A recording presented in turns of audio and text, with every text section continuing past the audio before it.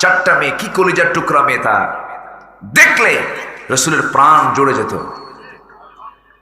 ফাতিমা রাদিয়াল্লাহু তাআলা আনহা আমার নবীর সবচেয়ে আদরের দুলালি, নয়নের পুতুল, খুব তাকে পছন্দ করতেন তিনি। রাসূল বিয়ে দেওয়ার পরেও 3টা দিন পার হতে দিতেন না। 3টা দিন না দেখলে নবীজি অস্থির হয়ে যেতেন।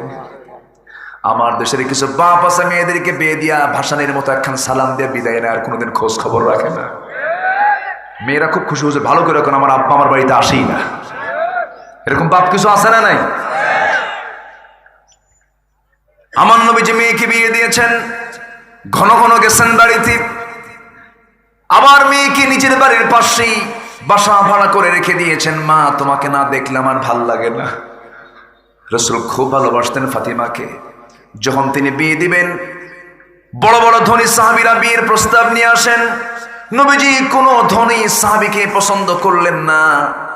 রাসূল কোনো ধনাঢ্য পরিবারের কোনো সাহাবাকে পছন্দ করলেন না।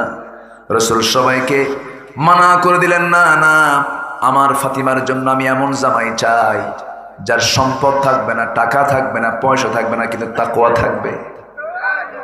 সবার প্রস্তাব দেওয়া শেষ, শুধু একজন বাদ আছেন, তিনি হচ্ছেন আলী। সবাই বলতেছে, আলী আমাদের সব মাইনাস, তুমি এখন গিয়ে প্রস্তাব দাও, দেখো তো রাসূল কি বলেন। এবার আলী বলছেন, তোমরাই মাইনাস, আমার তো ঘরই নাই, বাড়ি নাই।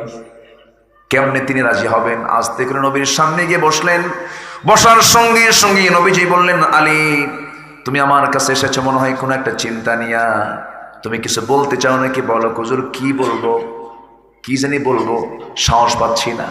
রাসূল বললেন, তুমি কি বলতে চাও বলো, ভালো করে বলো। তুমি কি আমার মেয়েকে বিয়ে করবা নাকি? হুজুর দিলে করা যায়, দিলে করা যায়। রাসূল বললেন, তুমি যে বিয়ে করবা টাকা পয়সা আছে নাকি? তিনি বলছেন, ইয়া রাসূলুল্লাহ, টাকা পয়সা পাবো কখন? আমার তো ঘরই নেই, বাড়ি নাই, কেমন করে আমি টাকা পয়সার মালিক হব? এবার তিনি বলেন, কিছুই কি নাই, কিছু তো থাকতেই হবে, তাছাড়া বিয়ে করবা কেমনে? তোমাকে মোহরনা দিতে হবে, মোহরনা তোমার জন্য অবশ্যই জরুরি।